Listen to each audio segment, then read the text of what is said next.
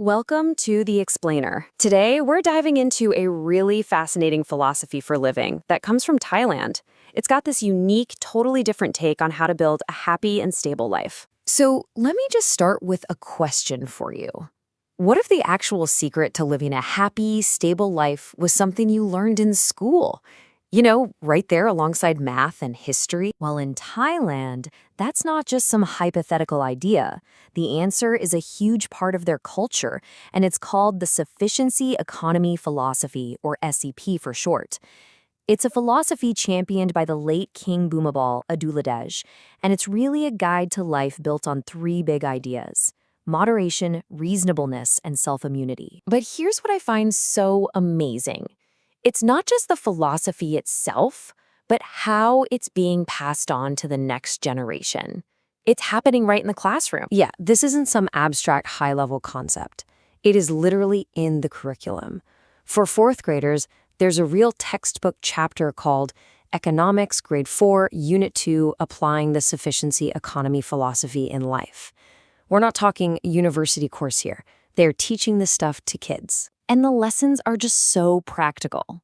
I mean, a core takeaway for these students is to repair damaged clothes instead of buying new ones.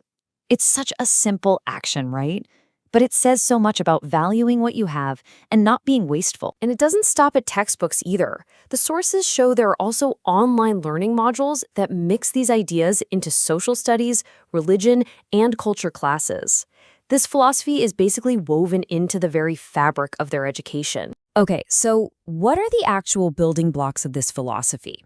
Well, it all really comes down to three core principles. Let's break them down. So first up is moderation. This is all about living a life that isn't too excessive or extreme, kind of finding that middle path.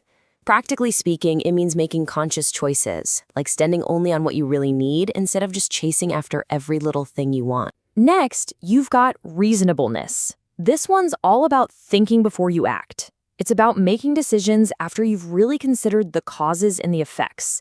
You know, asking why you're doing something and thinking through what's going to happen because of it. And the third principle is self-immunity. This one is such a forward-thinking idea. It's all about building up your own personal resilience, creating a kind of safety net to handle the shocks that life inevitably throws at you, whether that's losing a job or some kind of economic shift. It's about being prepared for change so you can stay stable. But here's the thing. These three principles, they don't just exist on their own in a vacuum.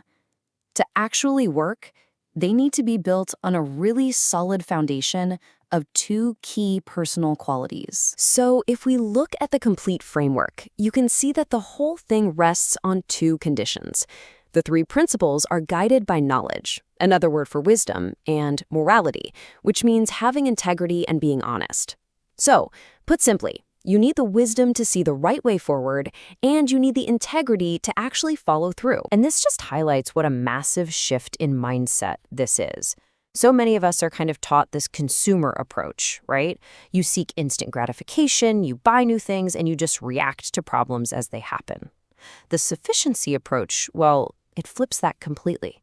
It's all about long-term stability, repairing and reusing things, and preparing for problems before they even hit. So what does this actually look like day to day?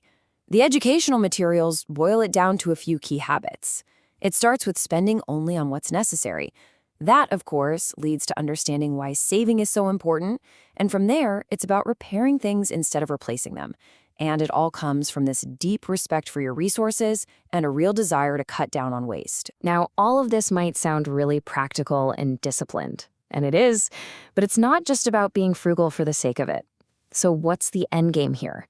Where does this path of sufficiency actually lead you? The ultimate goal is just beautifully simple.